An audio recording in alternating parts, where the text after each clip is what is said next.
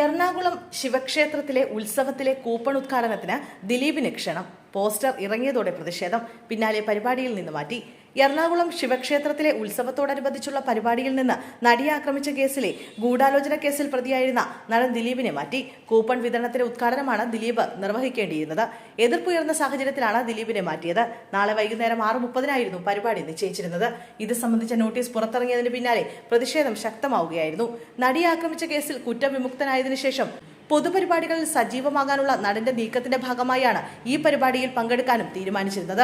ദേവസ്വം ബോർഡിന് കീഴിലെ ക്ഷേത്രത്തിൽ ദിലീപിനെ പങ്കെടുപ്പിക്കാൻ തീരുമാനിച്ചതിന്റെ പോസ്റ്റർ പുറത്തുവന്നതോടെയാണ് പ്രതിഷേധം കനത്തത്.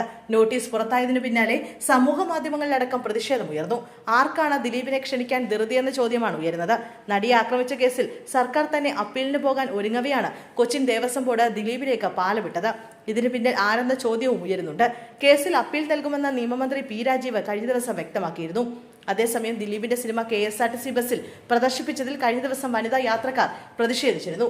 അതിജീവിതയ്ക്കൊപ്പം നിൽക്കുമ്പോൾ ദിലീപിന്റെ സിനിമ കാണാനാകില്ല എന്ന നിലപാടിലായിരുന്നു പ്രതിഷേധക്കാർ.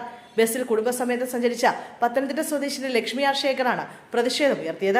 അതിനിടെ നടൻ ദിലീപ് ശബരിമലയിലെത്തി. ഇന്ന് പുലർച്ചെയാണ് ദിലീപ് സന്നിധാനത്തെത്തിയത്. ഇന്നലെ രാത്രിയോടെ ദിലീപ് സന്നിധാനത്തെത്തുന്ന വിവരം ഉണ്ടായിരുന്നെങ്കിലും ഇന്ന് പുലർച്ചെയാണ് എത്തിയത്. ഇന്ന് രാവിലെ PRO ഓഫീസിലെത്തിയ ശേഷം അവിടെ നിന്ന് തന്ത്രിയുടെ ഓഫീസിലേക്ക് പോവുകയായിരുന്നു. വഴിപാടുകളടക്കം നടത്തുന്നതിനായാണ് ദിലീപ് തന്ത്രിയുടെ ഓഫീസിലേക്ക് പോയത്. അല്പസമയത്തിനകം നടൻ അയ്യപ്പ ദർശനം നടത്തും. കഴിഞ്ഞ തവണ നടൻ ദിലീപ് ശബരിമലയിലെത്തിയപ്പോൾ VIP പരിഗണന നൽകി 10 മിനിറ്റിലധികം ശ്രീകോവിലിന് മുന്നിൽ നിന്നത് വിവാദമായിരുന്നു. ഹൈക്കോടതി അടക്കം വിഷയത്തിൽ വിമർശനം ഉന്നയിച്ചിരുന്നു. ഇത്തവണ നടന്റെ കൂടെ ദേവസ്വം ബോർഡ് ഉദ്യോഗസ്ഥർ അടക്കമുള്ളവരില്ല. ദിലീപിന്റെ പരിചയക്കാരായിട്ടുള്ളവരാണ് കൂടെയുള്ളത്. പോലീസ് സുരക്ഷയും ഏർപ്പെടുത്തിയിട്ടില്ല.